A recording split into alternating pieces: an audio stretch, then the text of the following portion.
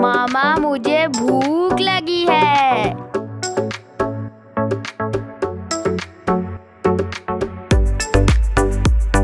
बिस्मिल्लाहिर्रहमानिर्रहीम। अस्सलाम वालेकुम। क्या हाल है व्यूवर्स? उम्मीद करती हूँ कि आप सब खैरियत से होंगे। आज मैं अपने किचन में बना रही हूँ गाय का मगज़, जो कि बहुत ही मज़ेदार बनता है। तो चले आए देखिए ये मैं कैसे बना रही हूँ। तो यहाँ पे ये देखिए गाय का मैंने मगज़ लिया है। तो ये मैंने ना अच्छी तरह इसको फ्रीज़र में रख के ठंडा कर लिया था। बाद लोग तो पानी उबाल के उसमें इसको ये जो वेनें होती हैं बारीक बारीक निकालते हैं, लेकिन मैं ये ऐसे ही निकाल रही हूँ। देखिए कितने आराम से ये निकल जाती हैं।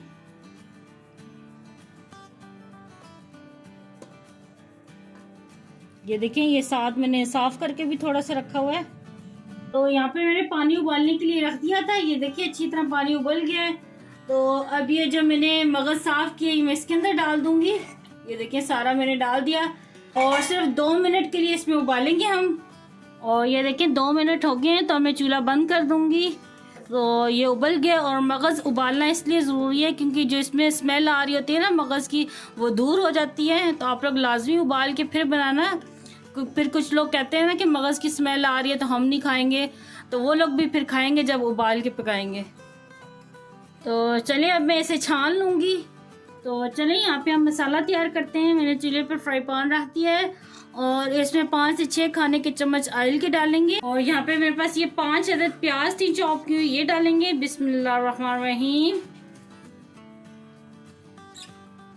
और प्याज को हम हल्का सा फ्राई कर लेंगे।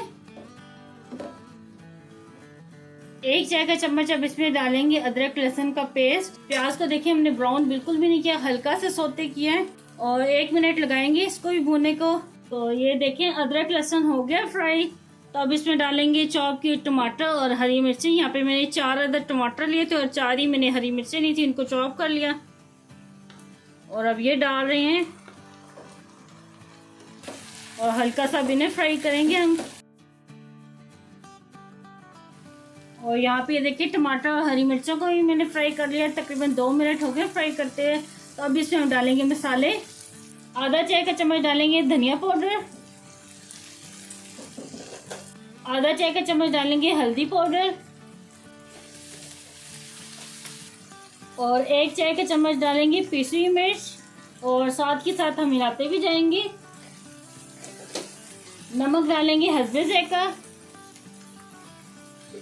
1 चाय का चम्मच साबुत जीरा भी डालेंगे। और अब इसमें 2-3 घूंट पानी के डाल देंगे ताकि मसाले अच्छी तरह भुन जाएं। तो यहाँ पे मसाले अच्छी तरह भुन चुके हैं। तो अब इसमें डाल देंगे मगज़। ये देखिए ये मैंने छान लिया था। और साथ के साथ इसमें चम्मच थोड़ा सा मारेंगे ताकि इसको तोड़ें। और अच्छी तरह हमने इसकी भुनाई करनी है।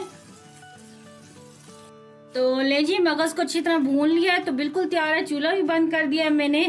तो ये आधा चाय का चम्मच गरम मसाला डालेंगे, ये एंड पे डालना है। और ये मगज़ आप पराठे के साथ खाएं, नान के साथ खाएं, खमीरी रोटी के साथ खाएं, तो ये हर रोटी के साथ बहुत ही लजीज लगेगा। तो बहुत ही मज़ेदार ये देखें तैयार हो गया है। ले जी तैयार है, बहुत ही मज़ेदार ये मगज़। आप भी अपने घर में ट्राई करना और मुझे कमेंट में बताना कि आपको ये मेरी रेसिपी कैसी लगी। मुझे दुआ में याद रखना। अल्लाह आपका मुनासिर हो। अल्लाह हाफिज़।